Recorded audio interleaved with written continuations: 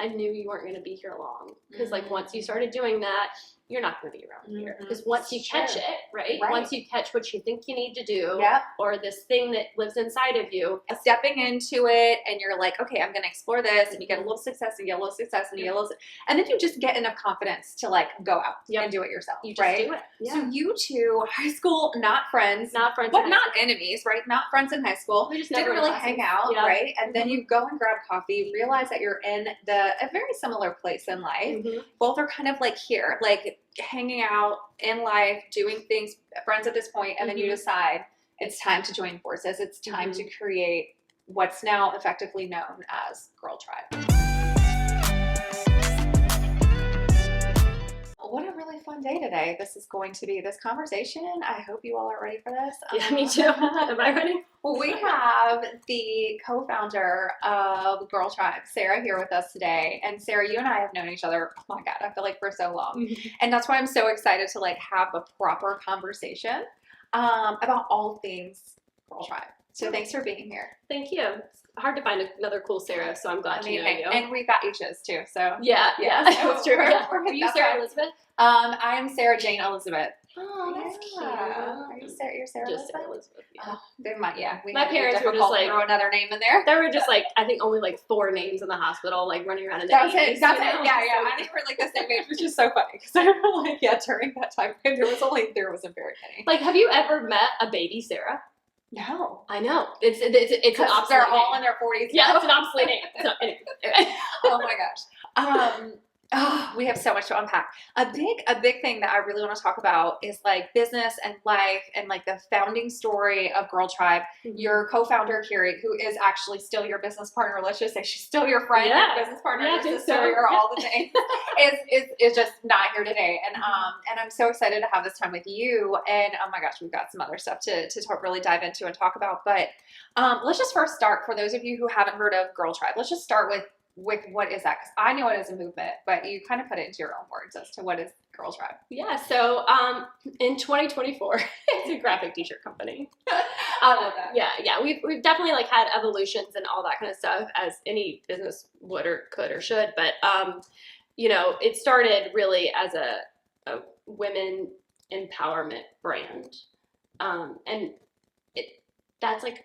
It sounds so 2014 to say that. So I kind of dropped those words. Yeah, I kind of dropped those words because it just felt, you know, kind of like girl boss backlash a little bit. And so we were like, yeah, it is that, you know. It's not, that's never been a bad thing for me.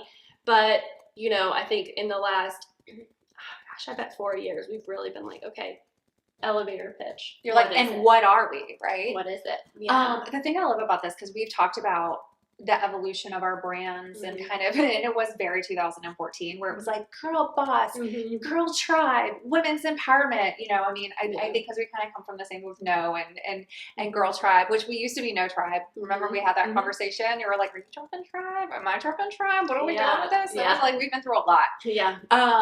But so Girl Tribe actually started as with you and Carrie, kind of like this coming together, and with Pink Toast. I mean, I think if we went way back, so for those who are like avid lovers of your brand, and there were people in Arizona who were like, oh my gosh, have you heard of this company called Girl Tribe? I'm like, yeah, I know, Sarah. I know those girls. I know those girls. But it actually started that way, right? Women's empowerment, kind of like print, graphic design. Talk a little bit about, like, the early days of Pink Toast meets Girl Tribe. So Carrie owned Pink Toast, which is a graphic design company. So she was, you know, did wedding invites and corporate logos and branding and websites. And she started in 2011. I started my first business in 2012, which was Social Dress Shop. So I owned an online dress company, and my company was all women-owned businesses, and the dresses had to be made in the U.S. And that was because I came from a retail background, and I had worked in New York City and done, you know, I'm like so typical millennial. I'm 23. Where else would I move? To New York City. Of course. Yeah, I'm going to live in Murray Hill, and I'm going to work in fashion for nothing. Like, literally did all those things. No regrets, but and then so I started that in 2012, and then Carrie started Pink Toast in 2011, and we had met up right before I started Social Dress Shop. So I had finished my interior design degree. I went back to school, got my interior design degree. Carrie was an architect at the time, and we went to high school together. We were never buddies. But she was the only female that I knew that was in the interior or architecture business at the time. So you're talking post-recession. We have coffee, which is so funny because, like, I'm like, who do I meet for coffee anymore? Like, it's cocktails. But that's who we were, like, we were good Catholic girls. But we sat at the Starbucks for about 8 hours in 2012. And I was like, yeah, I want to work in interior design now. And she was like, straight up, there are no interior design jobs. Like, all architects... All the firms had shrunk, from recession. Nothing was being built. Architects are now doing interiors jobs. You don't have an architecture degree. You're not going to get a job right now. And I was like, that's okay. I don't really want to do it. Like, I had gone back to school. It looks fine. I don't really want to be an interior designer. No, it just didn't. I started working for a firm for a little bit, and I was just like, wait, if I'm going to change my life up, this isn't it. And it's great. Yeah. I love interiors. I mean, that's such a big part of who I am, but I didn't want to do it. Right. That wasn't it. I loved retail. I loved fashion, for better or for worse. And so,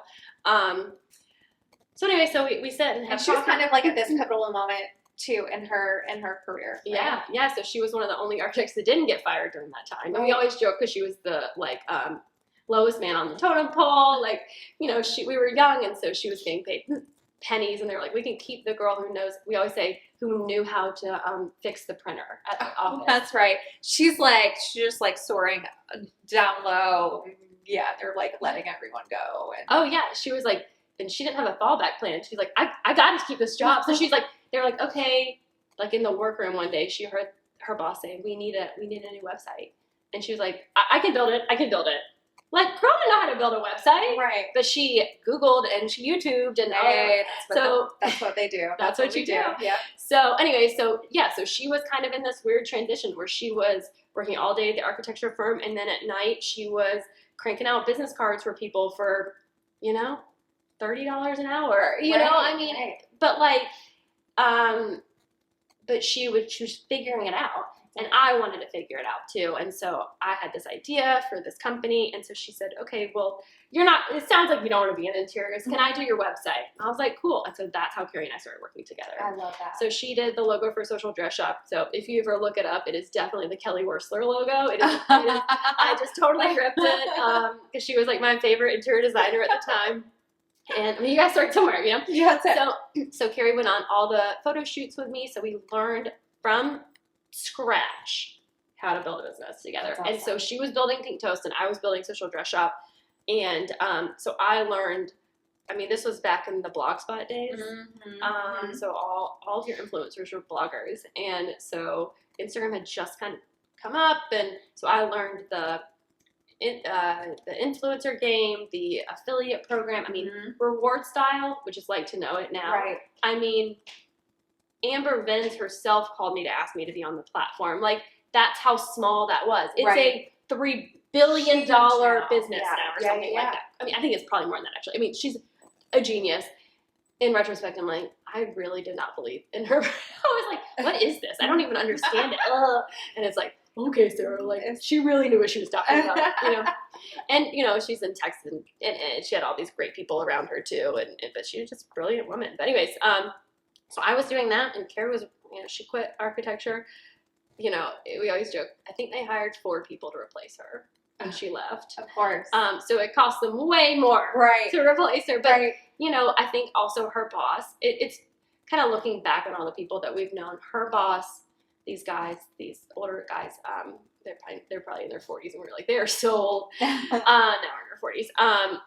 But he was like, yeah, I knew you weren't going to be here long. Because, like, once you started doing that, you're not going to be around here. Mm-hmm. Because once you catch it, right? Once you catch what you think you need to do, or this thing that lives inside of you, and then you're not going to sit at somebody else's and you're desk. Stepping into it, and you're like, okay, I'm going to explore this, and you get a little success, and you get a little success, and you get a little, and then you just get enough confidence to like go out and do it yourself. You just do it. So you two, high school, not friends, but not enemies, right? Not friends in high school. We just didn't really hang out, right? And then you go and grab coffee, realize that you're in a very similar place in life. And then you both are kind of like here, like hanging out in life, doing things, friends at this point, and then you decide it's time to join forces. It's time to create what's now effectively known as Girl Tribe. That's right. Yeah. So in 2014, we officially started Pink Social, and I had just had my first daughter, and I was about 3 months postpartum, and it kind of is like the same. Every time I tell the story, it's similar to when I graduated interior design school. I was like, that was cool, but it's not it. That's it. It felt good for a second. Yeah. And there's more. There's more to me. There's more to kind of explore. And Carrie was feeling really similar in 2014. She'd had a full-fledged graphic design business at the time, and it was really successful. I mean, everyone in town knew it. In retrospect, probably because it was the cheapest one, but but we were diving into the world of entrepreneurship together. I love it. You were there, right? It's like, I am so sad for people that didn't experience how positive that time was. Yeah. Because we hadn't seen it since. No. I don't know if we will again. I know. It was sort of this like beautiful like time of women were really stepping into feeling like they could do anything and that nothing could stop us. And, it was really kind of like the beginning of that Me Too movement kind of kicked things off. And then here we are. Yeah. And so, I love that you said Pink Social. You just gave me like a huge flashback. This is before it was Girl Tribe, right? Yeah, because we just took words from both. Shop, social, and Pink Social. Kind of like what you do when you're like in 8th grade with like, you're like, we're the Three Musketeers, and we're like A, B, and C, or like, that's literally what we did. Probably shows a lot of like the inner child that we had to like work on, but yeah. And then we were like, this actually doesn't make sense. But you like you were here in Charlotte, and you took Charlotte by storm with these pop-ups that you would do. And I remember like we were part of your pop-up with an old business that I had. And then we've distributed our publications through your pop-ups, and these pop-ups were huge. Yeah. We're talking how many thousands of people would come to these pop-ups? Like 3 to 5. That's a lot, right? Yeah. 3 to 5. And you were essentially, it was like a collective of women founders, women businesses, product-based businesses, right? That would come together, and it was like really a glorified like flea market kind of thing. I don't want to like say anything, but I mean, but it was beautiful and had style behind it, and there was like just this like, are you going to like the pop-up this weekend? Or oh my god, it's coming back. Did you get your ticket? Like, it was such a vibe and such a thing here, and so you really cornered the market here on that, and that's really probably the big first thing that I remember with Girl Tribe. Plus, there was a Facebook group and all the other things. Like you were literally creating, and I call it a movement, and really it that was really the beginning of followers and fans and buy-in and this movement of like, we're going wherever she's going, wherever Girl Tribe's going is where we're going. Yeah. And it was such an interesting time. But talk a little bit about like, how the hell did you conceptualize like, okay, I have a dress shop and I have a graphic design business. Let's do pop-ups. Yeah. Where did this come from? Just kind of like a lot of my 30s were just accidental. So, I think we started the Facebook group in 2015, I think. And that was really just because we felt really like idiots, like starting a business. Like we didn't know what we were doing. I mean, I was a dance major in college, like dance and sociology. And Carrie was always an architect. I remember my dad was always like, do you want to take a business class? I was like, why? I'm an artist. Like, okay, what would have been great? A couple business classes. So, during that time, and and we talked about this last. Okay, so you've got this like post-recession movement, right? Yes. Yep. And so I think just kind of like COVID, what I'm hoping is happening is that you've got these artisans and these artists and people that are like, okay, wait, life has changed as we know it. Yeah. I could go back to that, or I could find happy somewhere else. And for a lot of women at the time, it was small businesses. That's how I'm gonna that's gonna use my voice. And we saw a ton of very successful businesses at the time that started with like $1. That's right. You know, I mean, there was still no capital being raised. No, like, let's be clear about that. Yeah. I don't even know anybody personally that had a bank loan at that point. No, me either. Bootstrapped all Yeah, the way. And whole we way. just did what we could do, and we kept reinvesting, taking a little bit for ourselves, and reinvesting. And that's then what the just group growing was. it up. That's what the Facebook group was, really. It's like, okay, so, you know, what's an EIN? You know, so Right. and that's really what it was supposed to, that was the original intention, was Right. just to connect with like-minded individuals. Yep. Yeah. And then we had that going for about 8 months. And, you know, it was just so exciting. I mean, it was such a moment. And, you know, it came around holiday season. We were like November. And someone threw it out there. They're like, we should have an event. Like, you have all these great entrepreneurs. Yes. And I was like, oh, totally. We should do a pop-up. Because when I had Social Dress Shop, I started with a pop-up, which is like a totally ridiculous story, but it was just me. But, you know, it was in an art gallery and they had like a lot of like sexual things on the wall and they wouldn't cover it. It doesn't matter now, but it was a big deal at the time to me. Yes. So Now- let's do a pop-up, but not that pop-up. Yeah, no, right. And we kind of stumbled into a brewery. Like, some of the guys that own the brewery went to high school with us. So we're like, oh, this feels safe for us to do this, right? You know them. And so we just kind of put the call out, like, does anybody want to do it? I mean, I think we had probably 40, 50 vendors that first time. I think we pocketed, I mean, this is probably bad math, but I think we pocketed $2,000. Right. It cost $1,000 for the venue. Right. Yeah. And then like whatever else we had, I mean, there weren't even balloon arches. I mean, we're talking like, Yeah. like what we've spent our money on since is really funny. But anyways, you know, we literally had like nothing in the bank afterwards. Yeah. And we were so freaking excited. Like, we like high-fived afterwards and like, your $1,000 net oh my profit. God, it wasn't, crushed it was never It about was the money back then. more Yeah. about the movement and Mhm. mobilizing these women. Yeah. Right. It was great. I mean, people were so excited. They were hugging us afterwards. It was like all this great stuff. Carrie was, you know, 8 months pregnant at the time. So like I had forced her to like, and it was just us. I mean, we had no employees or nothing. Right. We were taping floors. We were figuring all this stuff out. Yeah. Anyways, so then this Carrie's sitting in a chair with her big old pregnant belly and someo's like, okay, so when's the next What's one? next? Yeah. And we were like, What? You like, want to do it again? yeah, like, oh my God. Carrie's like, okay, let me have this kid first. She has him like 2 days later, like a month early. He's totally fine. So we always laugh at the pop-up, like made her a mom a month early. But, you know, so that was the next thing, was to build to the next one. And then we got into this cadence of 3 a year because and you eventually expanded into other markets, Mhm. right? You tried out some other markets to see what would work, and then ultimately you kind of pulled back. Yeah, after we never went back out into another city after COVID, just because it was just too hard to know. I remember it was too hard to know what other states could do and what you could do. That's right. And we were putting deposits down, and they were canceled and losing money everywhere. Like, but yeah, we went to Nashville, Jacksonville, Atlanta, Greenville, Charleston. We've had things in Virginia, and I mean, all over. But yeah, so yeah, and at the time, like the quality of vendors too was so strong because everyone believed it so much. They were all, just like the woman that was here before me on your sofa, she's like, I'm going to be $1 billion brand. Mm-hmm. Everyone held that feeling back then. Mm-hmm. And such an exciting time. it was such an exciting time. And you believed it for every single person. Yeah.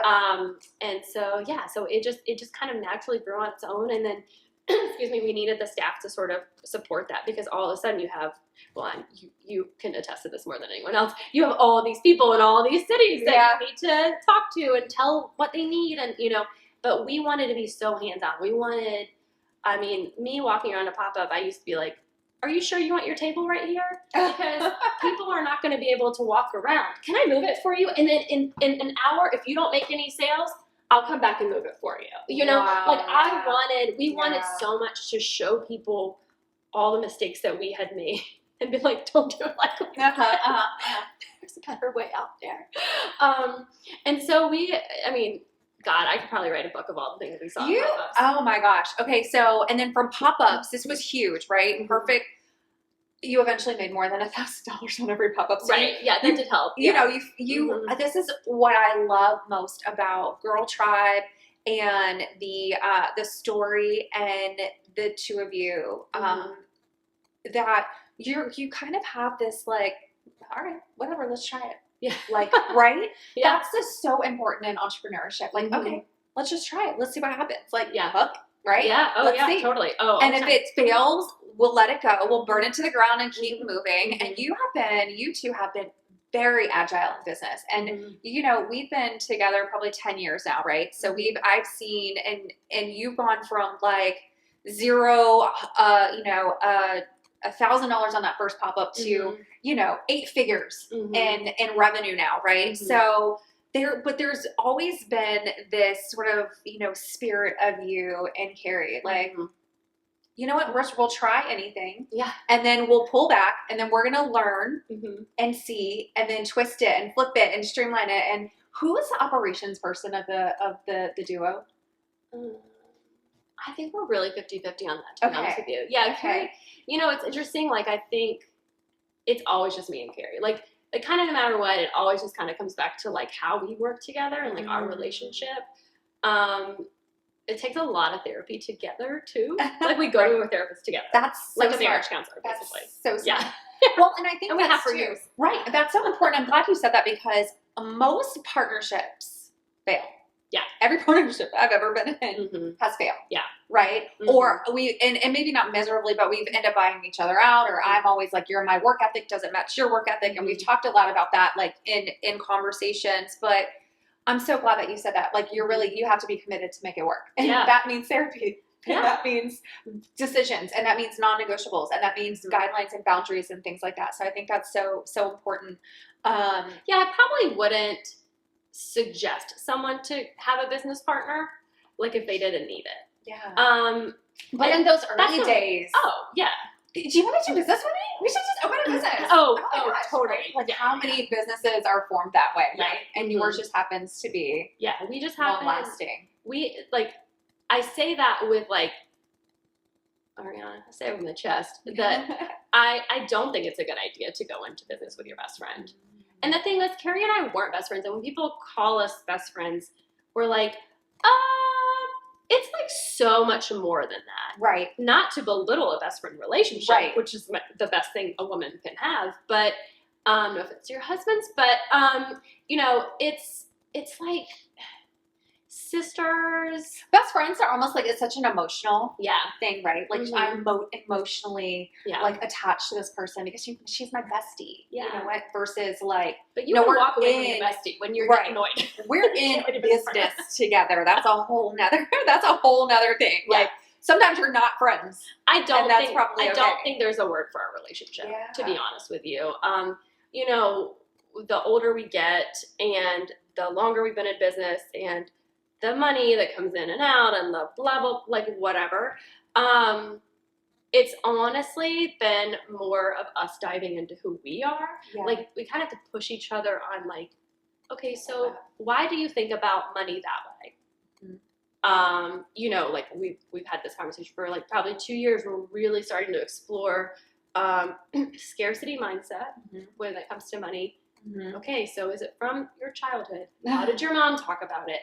That kind of stuff is like kind of our day to day, you know, because it's like, okay, so why do we want this? Like, now that we're a decade in together officially, where do we want to go? Yep. And why do we want to get there? That's it. You know, we went to the same high school. We live in the same neighborhood. Our kids go to the same school. We drive the same car. Like, there's a lot that is so very tied into who we are together. So it's kind of like another marriage. Right. And so it's almost nice to get older because then you're like, okay, I'm going to pull back and see what do I want. Yeah. And what do we want together? And what do we want separately? Right. And that's okay. I can't remember what the question is, right? but that's kind of where we're. Yeah, I haven't asked one yet, but I have one great. coming for sure. Oh, that shit. was okay. So I want to get back to the story too. Like, so the pop-ups were happening. Mm-hmm. You ended up going into now you're creating your own merchandise, your own product line, right? Yeah, Because we'd always had that. So was the pop-up the like vehicle to helping promote the product line to your own It helped, your own line? But honestly, we were And then never building around. So you were you were a vendor inside your pop-up. Yeah, we were a vendor. Yeah. So we always had the t-shirts and originally we were gonna do I think we were gonna do stationery, but it turns out I hate paper, so I don't really care. The carrier liked it, so I was like, no, we're gonna do shirts. It's just okay. And turns out we're really good at it. But yeah, so and then the pop-ups continued, and then and then when you were approached with a storefront, I remember when you opened your first storefront, it was holiday, right? Did you took I remember you said, hey everyone, we're going to try something and we're going to see how this goes. Yeah. And if it sticks, it sticks. Yeah. Right. And this goes back to my whole statement of YouTube. Hey, let's just try it. Let's see how we can make it work. Let's run the numbers. Is it feasible? And if it doesn't work, then we just pull back and it is what it is. Right. Yeah. And so talk a little bit about opening your very first storefront. It must have stuck because you eventually that's opened the story we still have. Right? Yeah, that's the story we still have. But so that was so funny because we still just had no money. We had no money, and no money to buy inventory, and so we kind of pulled from all of our vendors in from the Girl Tribe pop up, and we were like, okay, hey, does anybody have any inventory they want to sell? We'll sell it for you, give you a percentage, whatever, do that kind of whole thing, just because we've got to fill. I mean, it's 900 square feet. Right. Is the store. A whole big 900 square foot. A whole big 900. I mean, even sometimes I'll look back at those pictures and it's full walls are bare. I mean, we did everything we could to just get inventory in there. But yeah, it did pretty well. And then we just kept convincing the landlord to keep us and as a percentage of sales. Which again, I think so much of our success story is because we were at the right place at the right time. Yeah, so we paid I think 10% of our sales for a long enough time where we were okay, actually we're going to pay more. We're paying more this way than if we're just paying. Just going to a traditional lease. Right, exactly, yeah. Mm-hmm. But I'm the guy, I see him around town all the time. He's always like, you were the most difficult person. And I was like, I know, because I was so... I don't even know if I was scared. I just didn't know if that's what we wanted, and I just had my second daughter at that time, and at that time I still was so go.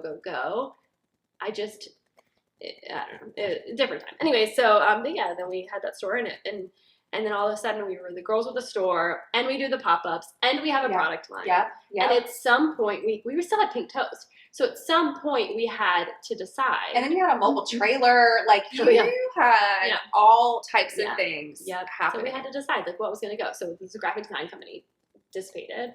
And then one of our employees left to go start her own thing. And we kind of gave her our last remaining major clients. Okay. And we're like, she's going to take care of you now. She's been working on the brand for the whole 4 years. Yeah. So that felt really good. It was a good... sometimes it's just such a gift to get a full closure moment. Yes. And we don't always get that. So that was one of those great moments for that. And I think it was also kind of in retrospect, our first time we saw a decline in money coming in on that side. And we didn't realize that was kind of one of the reasons we stopped it too. Did you feel like you were maybe doing too much, or you were spread too thin? The whole the concept of I have so many things happening right now that I really can't focus on any of them. 100%. That 100%. That was 50% of it. Okay. And then I think the other 50% was that times were changing. Yeah. That people were no longer. I mean, at this point, I was talking about charging $30. At this point, we had to cost it. The cost was $2,000 for a full brand set or whatever it was. And all of a sudden, people were like, "Well, I can go get a logo for $99 on the internet." Right. Minted came out. Yep. We used to do people's holiday cards. It was just all these things came out, and we were like, okay, so we're either going to fight really hard for this Yes. or we're done. Yep. Which is really similar to like how we stopped the pop-ups. I love that too, because when you analyze as a business owner, there's a lot of things that go into making decisions. Mm-hmm. Ultimately, it needs to not be so much your heart, right? Like you need to look at the numbers, do I love this? Has it changed so much that I now have to put double effort into it? Mm-hmm. Is it worth it, right? Yeah. Ultimately, you decided that you were going to continue on with the Girl Tribe vibe Mm-hmm. and doing the stores and the pop-ups. I want to get into this thing that happened that I saw that I think was so freaking incredible was your Taylor Swift traveling situation. You and Carrie are so good. I don't even know if it's like an intentional thing or if it just happened. The timing just happens to be right, if that's what you chalk it up to. Yeah. But you get in front of this movement or this momentum happening. And, there's a lot of people who are kind of like, kind of behind, like chasing behind it. You always are always in the front. So you did these incredible pop-ups during the Taylor Swift tour. Oh, yeah. And you were going, right? I went a few times. Luckily, I didn't go every single time. Talk a little bit about that. Where that concept came from, because you have the stores, you were doing pop-ups, you have all these collections and so on and so forth with the merchandise, and then here comes Taylor Swift. Yeah. So obviously last year, and we had one of our, it's kind of like, it's like one of our first and best customers texted me, and she was like, hey girl, Atlanta is next week. Like Taylor Swift's Atlanta tour is next week. You should do something at the store. And I was like, okay. And so we were like, hey, we're going to do like a themed, like, because Carrie was always a big Taylor Swift fan. I am definitely very late to the game on that. And last year obviously changed my life and heart, but I was like, okay, fine, whatever. So we were like, okay, we'll debut a few new shirts in store only. Let's see how this goes. Like we hadn't done that in so long. I mean, our e-commerce had just grown so strong, and everything for so long it's been, where's our customer and what do they want from us, right? Always like that. And you're always, and we were always probably moving too fast. And so anyway, so we had the approach, and I said, okay, yeah. And like my store manager like texted me, she's like, so we have like 200 people in mind to get in the store. Can you come help work? And I was like, oh, yeah.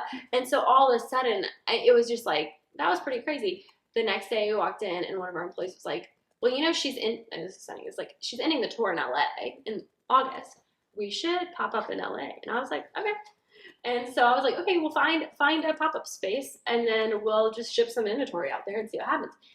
Well, we announced that we were going to do that, and then it was crazy. It was out of the woodwork, and people were like, hey, I've got a boutique in Pittsburgh. She's going to be here in whenever. So all of a sudden, where did we go last year? Pittsburgh, Seattle, Chicago, New York. We did 10 days in LA. Kansas City. We went everywhere. My gosh. Detroit, maybe?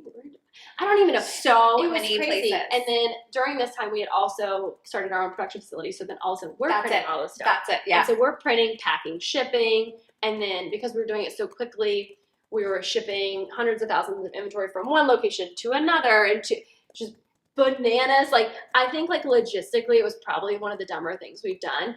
Financially, it was a great decision. Yeah. It was really fun. And so Carrie and I went out to the Kansas City one, and like, when else would I go to Kansas City? Like, I have no idea. Like, I don't know anybody out there. And then, so we popped up in like a Rowan, like the ear piercing places, because we just happened to know the people that own Rowan, and we were like, hey, we're coming. We're gonna be like, literally, it was like maybe July 5th, and I was like, hey, so we're thinking about coming out July 7th. Can we like pop up in the store? And they're like, okay, totally. See you in 2 days. Yep. And so then we palletize things, ship it out there. Carrie and I pick up a U-Haul and go and get it. And like, we're staying at like a casino out there, because if you know us, you know that we love gambling. So we find this like crappy casino to stay at. And so the guy's like, hey, we got like 4 pallets for you. And he's like, do you want to drive the forklift, or do you, it was just like, yeah. So anyway, That was crazy. We sold out. We were there for just 2 days, and it was bananas. And but I think that also was like a moment where I always say like Carrie was crying in the U-Haul, that it just felt it caught up with us. Yeah. It was the pace and the pressure and the logistics and the people. Yeah. And it caught up with us. Let's pause on that because I want to go back to like the whole what made this Taylor Swift thing even possible. Oh, so what made it possible was the experience. Yeah, I'm gonna tell you what made it possible. Okay, yeah, that'd be great. Okay. You ghostwrite the book. What made it possible was me like looking back on the outside, right? It's like how people would be like, how the hell are they doing this? How, first of all, where do they even know how to? But it was all of those years that were behind you, right? It was the pop-ups. It was now you taking in the production. So you were in charge of the print. You were in charge of the inventory. You weren't relying on other people. It was owning every bit of the business that allows you to move so fast and be so agile and to be able to, you know, take in and be part of be a part of the movement essentially, and to be in front of it instead of behind it. And I sat and watched you and Carrie, and I saw the lines on social, and I was a very proud friend. Like it was a very proud moment, but I was like, man, this is what a lot of people would say. They've made it. They made it from pop-up to now. They're basically on tour with like Taylor. You're basically touring with Taylor. You didn't get to see her a few times. I mean, you basically are, right? Yeah. Right place at the right time. Yeah. You're popping up and you were able to take a lot of that. And then, as you mentioned, it was very lucrative. But, so I think that's something I really want everyone to know is like business ownership and entrepreneurship is one, it's being in the right place at the right time. It's being in charge of your own decisions. Yeah. It's also saying yes, right? And not being afraid to say no when it's a calculated risk, clearly, right? But it's also like just stumbling blocks, but like blocks on top of blocks on top of blocks, right? So I feel like that's so important for people who are listening or watching this to know, like it wasn't literally like, hey, let's go pop up it. You know, I mean, it kind of was, but you had a lot of this experience and a lot of this like know-how behind you. It's easy to downgrade the ability to do it. So I think, exactly. And I want to make sure that we like pay tribute to that because I don't think just anybody could do that. But really where you were going was like you had this moment where we're 10 years in, we're $10 million in, right? And we're, okay, crying in U-Hauls, losing our mind, stressed out. Yeah. And you have to start making some decisions. And and it's not just you and it's not just her, it's together. It's a partnership. And it's our families. Yeah. And I think that's where the girl boss moment actually left, was that it was only you. And I think I got really lucky with the man that I married. Yeah. Because he, you know, is like attractive and stuff, but, I mean, he's cute. But he supports you, which is even better. But like unabashedly. Yeah. Do what you need to do the whole time. And, you know, and same with Carrie, you know, and I think all of a sudden we're like, oh shit. Maybe we don't want this anymore. We have families.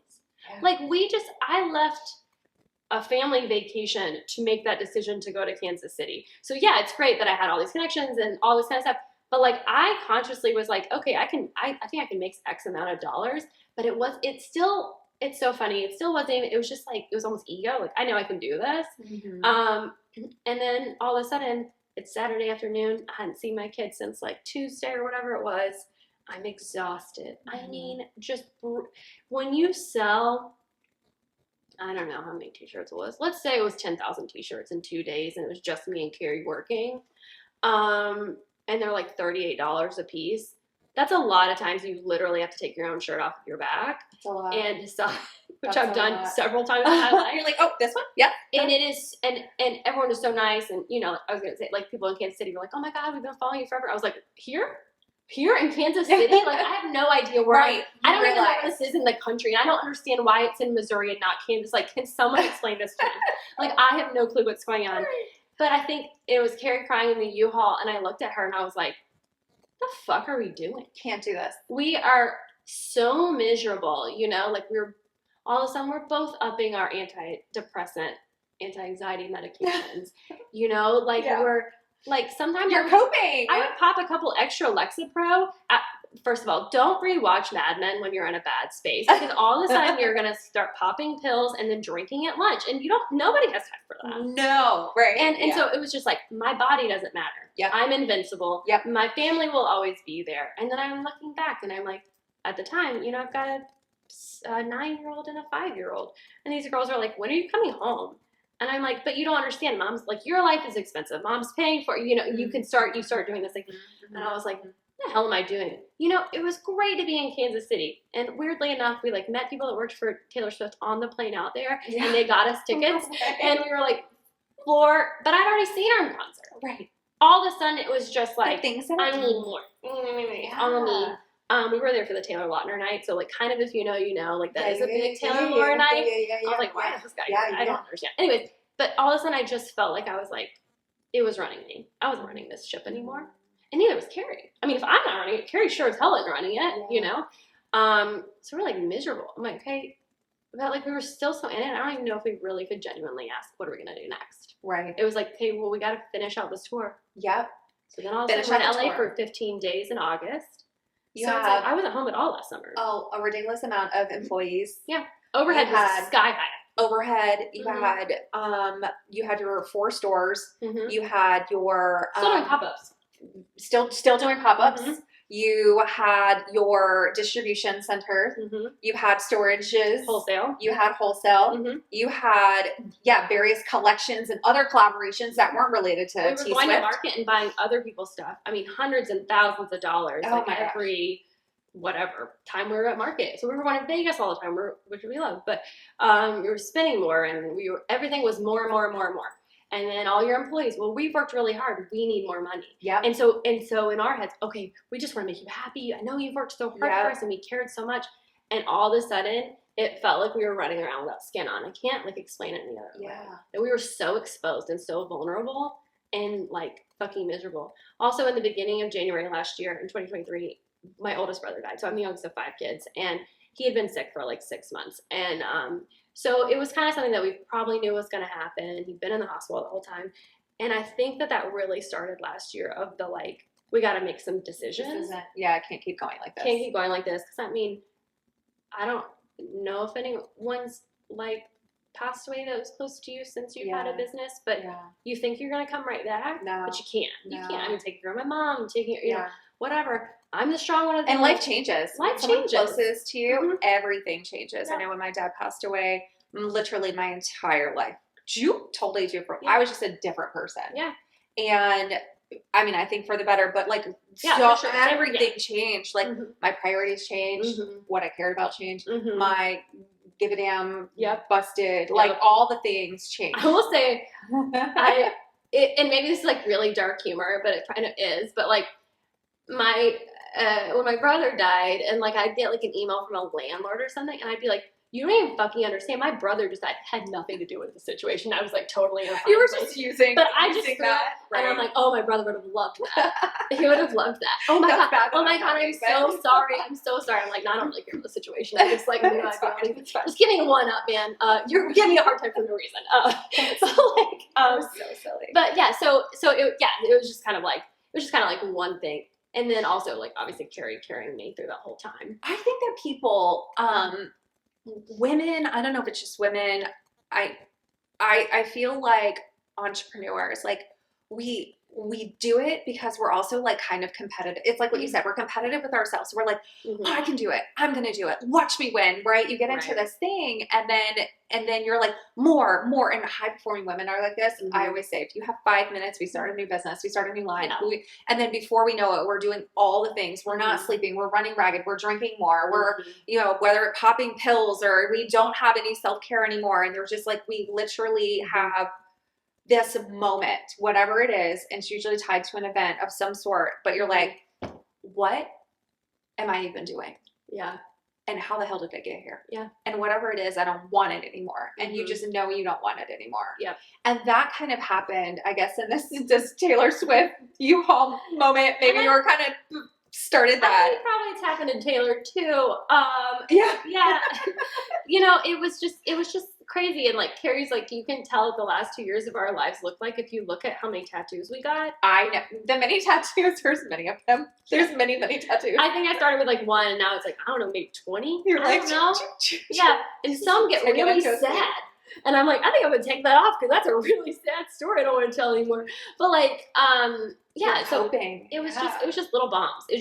All of a sudden it was little bombs. And I think, and also Carrie and I mean, we talk all the time, and we talk deep and like not deep. But you know, we were talking when we were in Vegas last week, which is like basically our personal company retreat every couple months.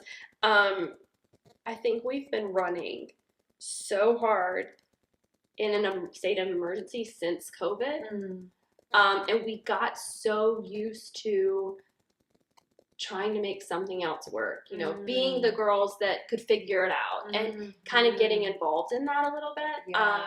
You know, like during COVID, the space above our South End store was open. And so like I applied for a community grant so that our vendors could pop up there. So the community grant went straight to an artist to paint it. Like it was constantly, and then we had the 10,000 square foot store in Birkdale that was Girl Supply, which is a totally different business model. It's like we have been inventing and reinventing, and because we knew we could, because once you figure one thing out, you're like, I can do anything. I can do anything, right? And then like and then anybody that would call, hey, I got a space open, yeah, I'll take it. Hey, I got this, okay, yeah, I'll take it. Hey, I was thinking about you guys. Sounds great, whatever. It just started running more and more. And it's almost like this. Maybe it's an addiction. It is totally, you know. And I'm glad we're having this conversation because I think this is really important for, again, anyone who listens or anybody who gets to watch this, because maybe you're on the beginning side and you're like, that's what I want, right? Yeah. And there's all of these things that they don't think about or they don't hear about, and they see this like glamorous lifestyle of what it is to be the founder or co-founder of Girl Tribe or whatever, right? And there's so much, you even said it, like darkness or stress or burnout, or there's this whole other side of it that maybe they don't realize, like this is totally not, this is social, the social real is not real, you know what I mean? But also, I think there's also going to be other people who are here listening and they're like, that's me right now. That's exactly where I am. And that's exactly what I'm feeling. And I feel like even with me and No, and we've really scaled back to scale up. And I think so often, we even talked about this kind of off camera earlier, as long as it takes you to like build something so great is as fast as it can completely go away. Or, you know, awry. For sure. And so let's talk about kind of where you are now. So we have this like pivotal moment another time. Also, we talk about like, you really have to, I think all business owners really have to, but you specifically in the product world, in the retail space, you have to adhere and see and pivot and transition and know that things are not going the way they used to, and the economy is changing, or the buyer is changing, or those sort of things. So where are you now? So where we're at now is we're just a graphic t-shirt company. And I say that like with so much pride. There are no strings attached. There's no, and we're also doing this and we can do this for you too. And like, let me tap dance. We're a graphic t-shirt company. We own our own production facility. We're really highly focused on, collaborating with college licenses. Game day is something that we've always done really well. Yeah. And so, you know, we have a Panthers collaboration. We've had Charlotte FC, which are really cool because obviously these are big things. And then that really led us into college licensing. And so where do you fit in there and how can you do that? And that's been a really fun, scalable, but like just a really fun place where we can fit. And so, yeah, we're really just heavily focused on that right now. So not to say that it's not ever going to be pop-ups again, but we're not doing any pop-ups. There will be no more.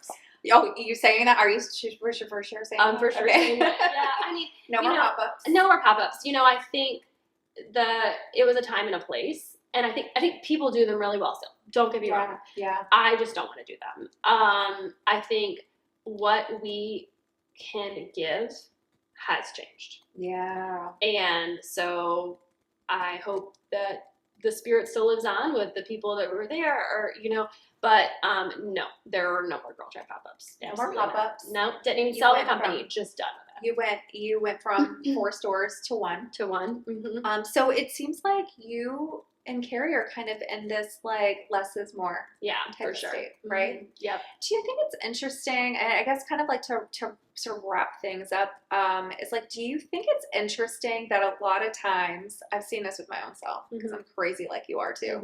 Sorry. I'm sorry. I know, I get it. You're not a Leo. I'm a Taurus. Oh, okay. Yeah. Same but different. Yeah. It's tough. Heavy is the crown. Oh my gosh. Yeah. But I think, do you think it's interesting that sometimes you find yourself back to kind of where you started? Yeah, it's crazy. You know, I mean, we're always like, can it just be us? Where you start, and then you're like, do all this. Yeah. Math success. I can do anything. Yeah. More. Yeah. And then you're like, Oh yeah. And you really want to go back to where you were. 100%. Everything I ran from, having a young baby when I started, and I was like, okay, she's in full-time daycare. Like I was always like proud of that, right? Like I'm leaving her for so long, almost in a way, right? Like because I'm important, and what I have to say is important. And it's true, right? We should have our own identities, and we do. Yeah. And, there's all this, like, obviously history of women that are not able to do that. And so I almost felt like I put it on my shoulders that I was going to, like, prove this thing for all the women that couldn't do it before. And, like, and then all of a sudden, I'm looking at my kids, and they're getting old. And, I got a 10-year-old now. And, like, so, like, I try not to be like, time's ticking or whatever, But, so it was like, I told Kara, I was like, yeah, I'm not going to put the girls in after school anymore. Yeah. All of a sudden, I'm the mom in carpool. I've never been the mom in carpool. Yeah. And, I have to talk to more people every day, which is fine. I'm okay. Because you get to get out of the car there. But it's like, then I'm with my kids from 2 o'clock on. Right. And I've never had that freedom to do that. But wait, I did, and I didn't take it. So I mean, it's a complete change of like what we want, I mean, I think that, Carrie and I are trying to figure out what about this business could be sellable, right? And so that was another reason to cut a lot of things. Pop-ups weren't sellable. No. That's a real personal thing, right? Yep. And the economics of pop-ups changed drastically since COVID as well. Yes. Just how truly expensive it was, even from an insurance point of view. Just like you could never cover it. But like it's now it's like, okay, I'm 40, just like not the oldest thing in the whole world. But you're not I think, my 20s and 30s was just like, okay, I'm going to gather these experiences, and now I'm, like, just so much more intentional. Yes, And when I say I mean we, because Carrie and I just are like that, it's really not a big deal she's here, because, like, otherwise it's just, like, me with red hair. Like, she's going to tell you the same exact thing. I love it. But it's just, I mean, it kind of is back to start, but in a better place. But better. And right. so now it's, like, our families, trying to understand how our families fit better into our lives than just business. Like every day you'd wake up and it was like, what are we going to do for the business? And it's like, okay, what can I do for me? What can I do for my family? I love what that. do I do for this world? I mean, and because at the end of the day, you get so consumed. It's you. Mm-hmm. It's your business. Yeah. And it's you. Mm-hmm. And I think we get lost in, sometimes we're like, okay, we have all these people who are relying on us, and then you get the last of everything. Yeah. You really do as the owner. You get the last of everything. I think like the story, or like what I'm leading with in this conversation is, it's okay to try all the things, but it's also okay to let a lot of things go when they don't serve you. Yeah, absolutely. And that takes bravery too. Oh, and courage. Yeah, and some decisions are made for you once you leave them too long on the table. Right. You know what I mean? Employees that don't work out anymore are a great example of that. That like any employer can feel that. You know that somebody's got to go, but you haven't done it yet. Yeah. Well, sometimes you leave them too long, and it happens anyway. And it does happen the way. So, but I think that the great thing about getting older, the great thing about having 10 years under us, is to realize that like every decision is truly yours. Mm-hmm. That you need and you can make. You can make those decisions. Like, I always like, it's easy to joke, say like, why didn't I take the business in this place or that place? in retrospect, maybe I could have, and it could have been more successful. Well, now you have the time. You say, okay, what do I want to do today? Right. That I didn't do. You've got to be able to learn from your shit. Yeah, you do, and that's it. you've got to take control. The business will control you every day. Yeah. Oh man, I love this conversation. I love having conversations with you too, because you and Carrie are both so transparent and so authentic, and the real story, the real business behind the business. It just comes out. But it's so good, and I love that, because I feel like we need to share more of these types of stories, the reality. And maybe so many people wouldn't go into entrepreneurship thinking that it's going to be this great fun thing, and then realize it isn't, and then they have to go back to their jobs or whatever. Like, there are just so many realities that you share, and I'm just so thankful for you being here today. Where do they go and buy a t-shirt from you? Girltribeco.com. Girltribeco.com. All right, it's two Sarahs here together. Thanks for being here. Thanks, Sarah.